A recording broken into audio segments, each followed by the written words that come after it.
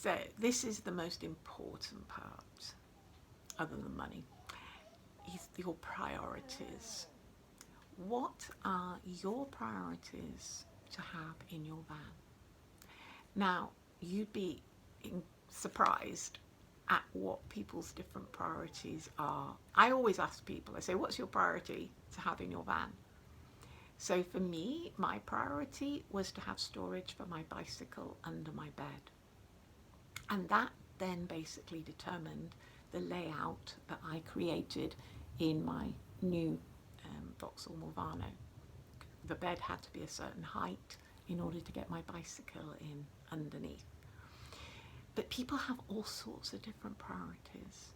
So I'm going to go through a list of what I see as the most common priorities, and then I suggest you note down your top, say, 3 priorities, and that will then help you determine what sort of van you need, or if you're looking at a camper van or a motorhome, whether it's going to actually be suited, whether it's going to really meet your needs, or if you're converting yourself, what you need to put in as your priority. Okay, so I'm going to go through the list. Right, floor area. How much floor area do you need? A lot of vans and camper vans have very, very little floor area. If you're the sort of person who loves to do yoga, you're going to want enough area to put your yoga mat down and maybe a little elbow room around it. You also want to think about whether you want rear, side, or front door access. Now, motorhomes, typically you can go in through the front cab doors, or there'll be a little side door, a little door in the side, usually very narrow. If you go for a Luton van, you've got a whole roll top at the back, you know, it's got a massive opening at the back. If you go for a Citroën Dispatch, they nearly always have 2 sliding doors at the side and rear doors. If you go for a bigger van, they rarely have 2 sliding doors. I don't know why. So my Vauxhall Movano just has 1 sliding door, and it has 2 rear doors at the back. Now, personally, I love to have a big door to the outside, because I like to have that sense of actually living outside. And when it's in the summer and it's hot at night, I love to have the doors open. I love to feel the air coming through. Personally, for me, like motorhomes, a bit like caravans, you know, those little tiny doors that you have to get in and out, I feel too trapped inside the van. But it's all personal preference, and you need to decide what you would like. So, other preferences, priorities, a toilet. Are you happy just to have, do you need a toilet? I don't, I use a bucket. And a lot of people use buckets, but a lot of people really want a toilet. So you can go for a cassette type toilet, or you can go for a composting type toilet. You need to bear in mind that they need to be emptied. You can't just empty them down a toilet. You have to have special disposal places to empty them. If you do want a toilet, do you need a special cubicle to put it in, or are you quite happy to put a cassette toilet in a cupboard and just pull it out when you need it? Do you want a shower? Do you want a special cubicle for a shower? Or are you quite happy to have a plastic bag that hides outside the van and gets heated up in the sun, but obviously you're not going to be showering in the winter probably? Do you need to be able to stand up? This is a big one, especially if you're very tall. Like women who are not, people, sorry, being a bit sexist, people who are not very tall, like maybe 5'2", 5'3", can often get away with a regular roofed van. I've got a high top and I've got about probably 4 or 5 inches above me. Guys, people 6 foot can get into my van and stand up straight. You need to think about that. Okay, you want to think about your cooking. I've got a friend whose main priority is to have a full working kitchen in her van, and she has a long wheelbase Luton, and all down one side is a kitchen. She set up the electrics so she can use a blender and a liquidizer and blah blah blah, and she's got a full working oven and a sink and everything like that. So you want to think about your cooking facilities. How much do you need? How much do you actually cook? Me, I get away with a single ring, and I just have a plastic washing up bowl. Personally, I find those little tiny sinks that people put in motorhomes and caravans absolutely annoying. They're not usually big enough for a dinner plate. So you want to think about that. Do you like to have a nice big sink or a little sink? Or how many rings do you want on your cooker? Do you want an oven?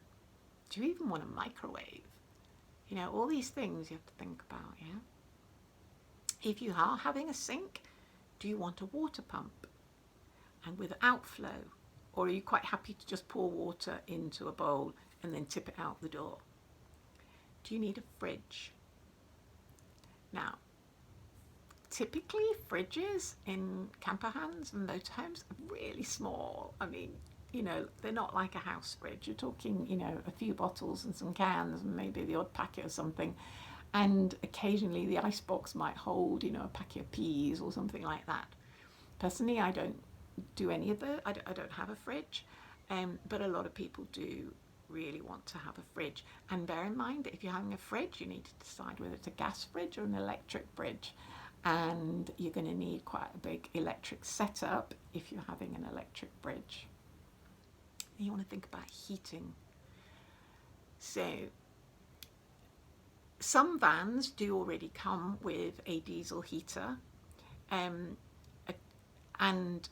but you want to be like, do you want a wood burner, or do you want to have a diesel heater or some other form of heating?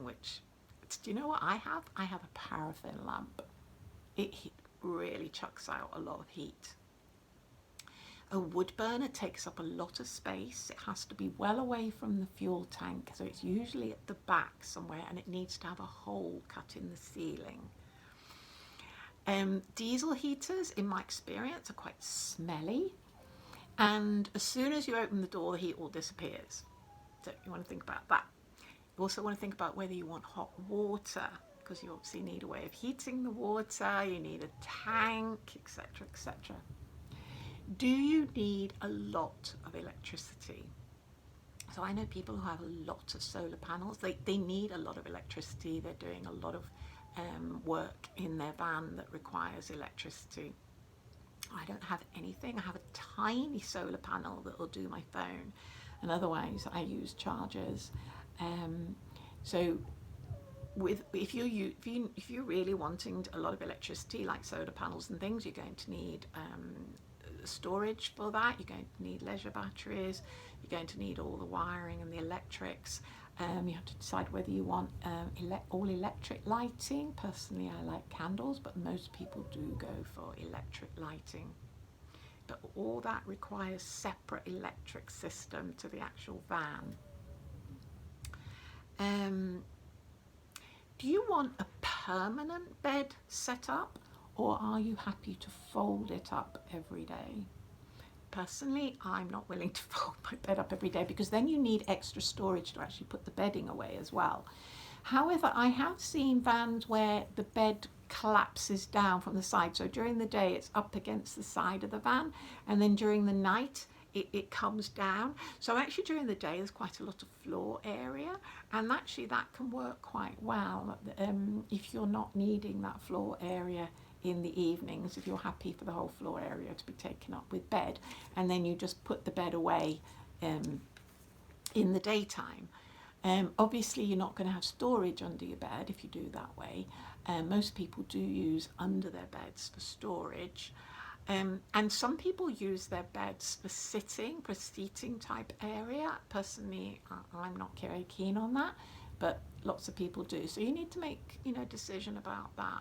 whether you want your bed down all the time, whether you want to put it away, whether you want storage underneath it, whether you want to use it as a sitting area as well. Storage for specific large items. So as I said, I have a bicycle and I don't want it outside the van because they just rot in the weather. So my van, the storage area at the back under my bed, has to be big enough to put my bicycle in.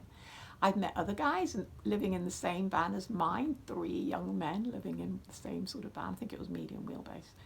Theirs was, they carry a wood burning pizza oven around and they needed specific space for that pizza oven.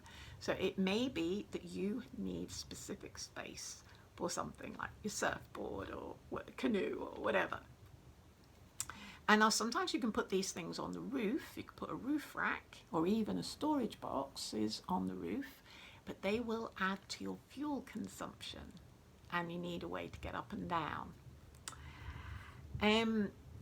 Do you want a seating or a social area? So most people will have like a little bench area where people can sit, or they'll have the front seats will turn around, the driver and the passenger seats, they'll have them so they turn round so they can be used for sitting actually in the van. Personally, I just have a couple of little tiny seats. They're actually storage boxes that store food and things. But you have to really think about that, how social you want to be and how many people you might want to sit in your van and how much space you're going, how much time you're actually going to sit and relax in your van, and whether you want to be able to sit and relax and have your feet up, or whether you're more of an armchair type person, And then to go with that, you want to think about whether you want a fixed table or a desk to sit at. Then you also want to think about the number of passenger seats. So a lot of motorhomes and camper vans only have 1 passenger seat. I had a Fiat Scudo once, only had 1 passenger seat, whereas my Citroen Dispatch has always had 2 passenger seats, and the Vauxhall Movano now I have is 2 passenger seats. If you need more seating, then you need to make sure that in the back you have fixed seat belt systems with proper seats. That's going to be important. So we've already talked about number of windows you might want, or skylights. You also want to think about whether you want the cab, the driver's cab, to be open to the back. So if a lot of panel vans, when you buy them, will have like a bulkhead across, so you can't get into the back from the front. Luton vans usually have like a separate cab to the the back section. A lot of motorhomes and camper vans, you can access the back from the front. You want to have a think about that, how important that is to you, and bear this in mind when you're actually looking at vans. What's going to be your option on that? So those are a list of common priorities that I've seen people have. My biggest tip is, if you are buying an empty van that you are going to convert, take it out for a few weekends before you do anything. Shove a mattress in the back and, a little camping stove and, whatever you might need for the weekend, and take it out and see how you use it. See where you naturally tend to want to sit in the van, where you feel you want to sleep in the van, where you think, oh, actually it would be really nice to have a window there, or whatever. So before you start putting anything in, just have a feel for it. Take it out for a few weekends and just see how you are using the van.